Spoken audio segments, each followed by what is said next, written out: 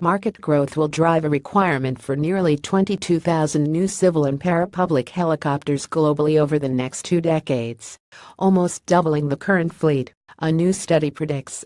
Airbus Helicopters, in its 20-year market forecast, similar to the global market forecasts produced by its fixed-wing sibling, says a total of 21,822 new commercial rotorcraft worth €125 billion $147 billion will be acquired. Emerging economies represent the largest slice of demand, at 80%, whereas mature regions, notably North America and Europe, will take 65% of those rotorcraft required as replacements.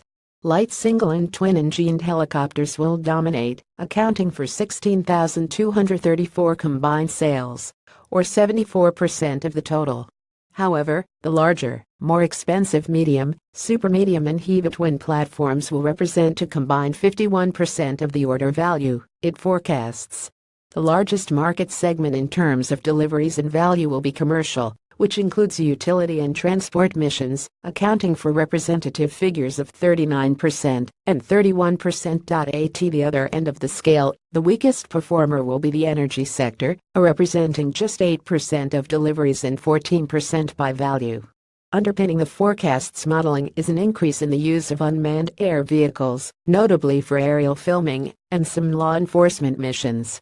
In the long run, after 2030, it is unlikely that we will sell helicopters for this application TV work, says David Prevor, head of marketing at Airbus Helicopters.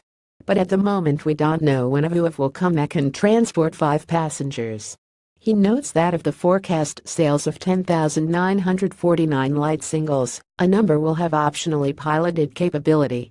Surprisingly, given the manufacturer's commitment to its racer program, one segment not included within the forecast is high-speed helicopters, due to uncertain demand.